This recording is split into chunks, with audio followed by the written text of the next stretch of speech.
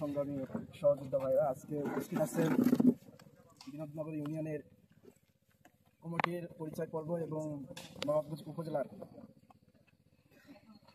গণ অধিকার পরিষদের আয়োজনকে কেন্দ্র করে বনভোজনের যে অনুষ্ঠানে যারা আসছেন। আর আজকের অনুষ্ঠানের প্রধান আলোচক কৃষিবিদ মোহাম্মদ শহীদুল ফাহিম ভাই আসছেন। শুধু শহীদুল ফাহিম ভাই না, ওনার আরও অনেক পরিচয় আছে। উনি 2018 সালে হাজী দানেশ বিশ্ববিদ্যালয়ের কোটা সংস্কার আন্দোলনের সংগঠক ছিলেন, গণ অধিকার পরিষদের প্রতিষ্ঠাতা সংগঠক ছিলেন। এখন আজকে আমরা হয়তো প্রি শিডিউল না, তাকে পাইছি।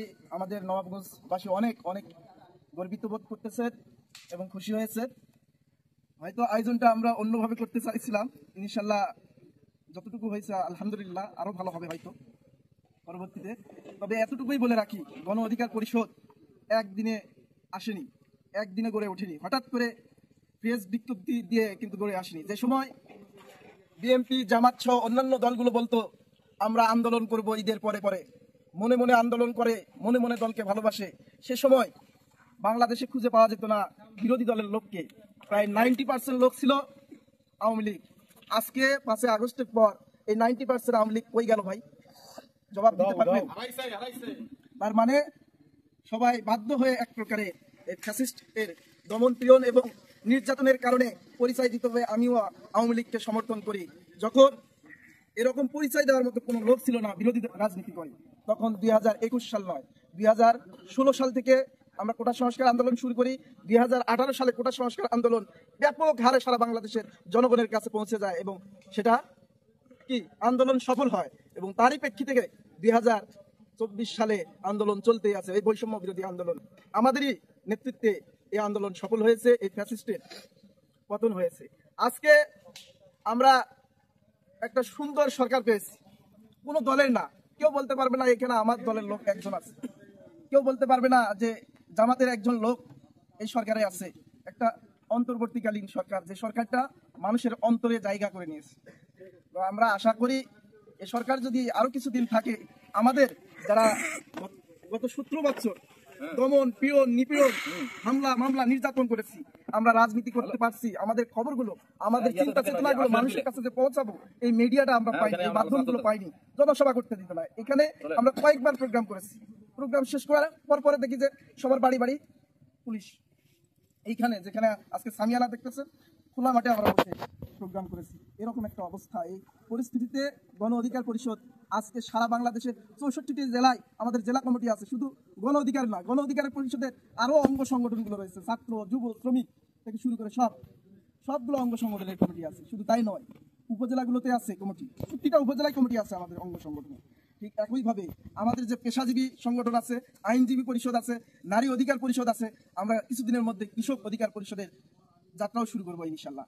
তো আমি একটা কথা বলে রাখি যে আজকের এই যে অবস্থা, এই 5 আগস্টের পর কিছু কিছু মানুষ সুবিধা নিচ্ছে বিভিন্ন দলের নাম ভেঙে। আজকে এই যে এই আসুরের বিলটা দৃষ্টিনন্দন ছিল না? আজকে দেখেন এইখানে ছাদ নাই, ওইখানে এসি ছিল, এসি নাই, ওইখানে সুন্দর নান্দনিক একটা ব্রিজ ছিল কাঠের, এগুলো না। এগুলো কে নষ্ট করেছে বলতে পারবেন? এই ফ্যাসিস্ট সরকার করেছে? আপনার কি মনে হয় 5 তারিখের পরে কোনো আওয়ামী লীগ পরিচয় দিয়ে এইসব কাজ করেছে? এই বিষয়গুলো আপনাদেরকে বুঝতে হবে যে কারা এই ধরনের কাজগুলো করতেছে। তো আমি আপনাদেরকে অনুরোধ করবো, এই গণ অধিকার পরিষদ যদি কেউ মনে করেন, নিজুম মজুমদার নামে একজন ব্যারিস্টার ছিল, সে বলছিল গণ অধিকার পরিষদ কখনো রাজনৈতিক দল হতে পারে না, সেটা একটা ক্লাব। আজকে গণ অধিকার পরিষদ বাংলাদেশে রাজনীতি করতেছে, নিবন্ধন পেয়েছে, কিন্তু নিজুম মজুমদারের অস্তিত্ব বাংলাদেশে নাই, তার ছায়া বাংলাদেশের মানুষ চিনে না। যদি এখন 10 জন লোককে আপনি জিজ্ঞেস করেন, শিক্ষিত মানুষকে নিজুম মজুমদার নামে কে আছে, কেউ চিনতে পারবে না। তো এরকম একটা অবস্থায় আমরা অনেক নিপীড়নের পরেও আজকে টিকে আছি। আপনারা আমাদেরকে বেশি নয় আর 1টা বছর সময় দেন, আমরা বাংলাদেশের 1 নম্বর রাজনৈতিক দল হবো ইনশাআল্লাহ। কেমন করে? আমি 2 মিনিটে শেষ করতেছি। আজকে যদি নবাবগঞ্জ উপজেলা বিএনপি মনে করে তাদের 10,000 কর্মী রয়েছে, ঠিক আছে, তাহলে গণ অধিকার পরিষদের 1,000 কর্মী রয়েছে এই থানায়, 1,000 আছে। ইসলাম মনে করে আমাদের কর্মী 5,000 আছে, তাহলে তাদেরকেও আমি বলে রাখি আমাদের 1,000 কর্মী রয়েছে। এই 1,000 কর্মী এই দমন পীড়নের দীর্ঘ 6-7 বছরের ফসল এটা। সেই সময়ে যে সময় মানুষ কথা বলতে পারতো না, পরিচয় দিতে পারতো না, সেই সময় থেকে উঠে এসেছি। আমরা যদি এই 1 বছর কাজ করি, তারা তো 50 বছর, বিএনপি তো 50 বছর রাজনীতি করেছে বাংলাদেশে, আর জামাতি ইসলাম রাজনীতি করেছে কত বছর? 53 বছর। তার আগে অন্য সংগঠন ছিল, বাংলাদেশের প্রেক্ষাপটে বলতেছি। আর আমরা রাজনীতি করেছি মাত্র 6 বছর বা 7 বছর। তাতে আমাদের সারা বাংলাদেশে পরিস্থিতি, এখনই অনেকে বলতেছে যে বিএনপির পরে পরে এদের মনে হয় অবস্থান। সত্যি কথা, বিএনপির পরে পরে আমাদের অবস্থান। যদিও সাংগঠনিক ভাবে আমরা অত স্ট্রং হইনি, অর্থনৈতিক ভাবে অত স্ট্রং হয়নি, কিন্তু সত্যি কথা বলতে বিএনপির চেয়ে আগামী 1 বছরে এই গণ অধিকার পরিষদ সারা বাংলাদেশে মানুষের হৃদয়ে স্থাপন করবে ইনশাল্লাহ। কারণ একটাই, সবগুলো রাজনৈতিক দল তাদের ব্যক্তিকেন্দ্রিক রাজনীতি করেছে। যদি আমি বলি আওয়ামী লীগ কার রাজনীতি করে, বলবে বঙ্গবন্ধুর আদর্শের রাজনীতি করি। বিএনপি কে জিজ্ঞাসা যদি করি আপনারা কার রাজনীতি করেন, জিয়াউর রহমানের আদর্শের রাজনীতি করি।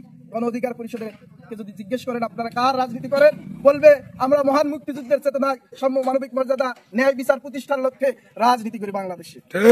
এই দলটা কোনো ব্যক্তি কেন্দ্রিক না। আমাদের দলের আরো অনেকগুলো ধারা রয়েছে, আপনারা ইন্টারনেটে সার্চ দিয়ে দেখবেন, ঘোষণাপত্র রয়েছে, আমাদের 48টি ধারা রয়েছে।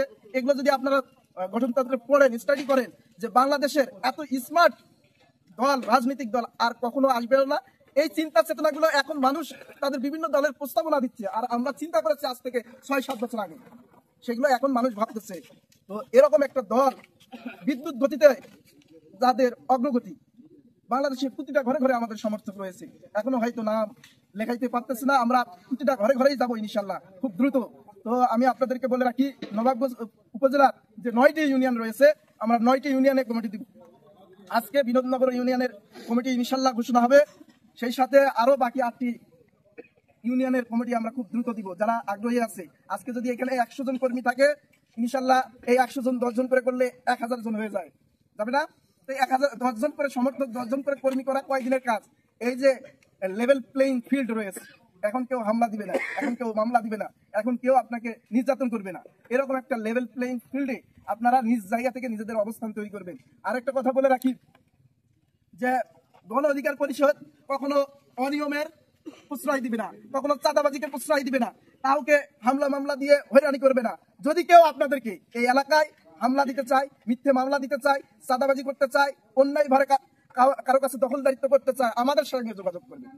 প্রশাসনের সর্বোচ্চ সহায়তা আমরা করে দেবো। প্রশাসন যদি সহায়তা না করতে পারে, সরাসরি আমাদের যারা সভাপতি রয়েছেন, সেক্রেটারি রয়েছেন, আদার্স যারা নেতা রয়েছেন, তাদের সাথে শুধু যোগাযোগ করবেন যে আমাদের এই কাজটা করে দিচ্ছে প্রশাসন। ন্যায়ের যদি কাজ হয়, যুক্তিক যদি কাজ হয়, ইনশাল্লাহ সর্বোচ্চ 1 ঘন্টা সময় দিব আপনাদের, কাজ হয়ে আসবে ইনশাল্লাহ। আপনারা আমাদের প্রতি বিশ্বাস রাখেন, আস্থা রাখেন, আমরা খুব শীঘ্রই বাংলাদেশের প্রধান রাজনীতিতে ভূমিকা পালন করবো ইনশাল্লাহ। জনতার অধিকার আমাদের অঙ্গীকার, জনতার অধিকার আমাদের অঙ্গীকার, দেশ হবে জনতার। ধন্যবাদ সকলকে, আসসালামু আলাইকুম। ধন্যবাদ।